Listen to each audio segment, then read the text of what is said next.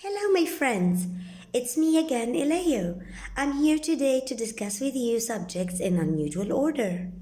As we discussed in our previous video, that a subject is who or what the sentence is about, and we also mentioned that everything before my verb is my subject. However, subjects sometimes appear in unusual order. They appear in different positions. I have four situations: the here or there sentences, the questions, the commands, and the inverted sentences. An example would be if I say, here is the ball. What is my sentence about? It's about the ball. So ball is my subject. Still, it appeared in an unusual position. Also, if I say, there is a beautiful flower, what is my sentence about? It's about flower. So flower is my subject. Flower appeared in an unusual position.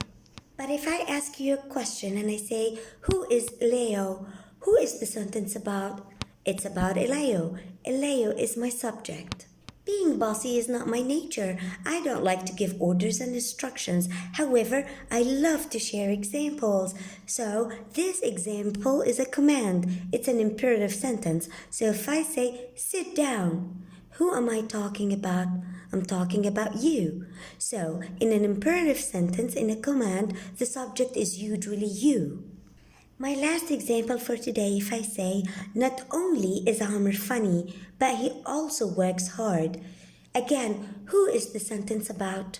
It's about Amr. So Amr is my subject. And now I would like to share a tip with you.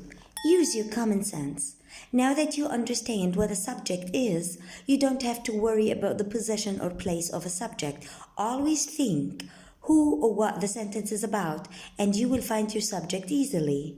Now it's time to go. I will see you in our upcoming video. If you like our video, please subscribe to our YouTube channel.